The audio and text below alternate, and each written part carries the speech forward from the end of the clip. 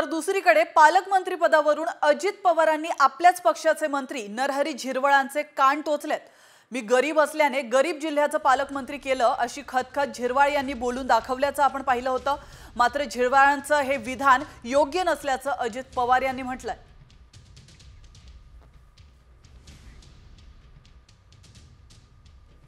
या विभागाचं दिल्यामुळे आम्हाला आनंद झाला आहे का आम्ही एवढे गरीब आहोत।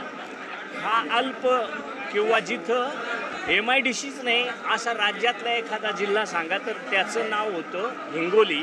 आता थोड्याफार प्रमाणात MIDC यायला लागल्यात आणि एवढं ऐकल्यानंतर मी सांगितलं का बाबा हे अल्प आहे, गरीब आहे, पाण्यापासनं वंचित आहेत, MIDC पासनं वंचित आहेत, अशा ठिकाणी माझ्यासारख्या गरीबाची नियुक्ती केली म्हणजे नेमकं काय ते मी शासनाला विचारणार अशा पद्धतीने मी सांगितलं। असं काही होणार नाही।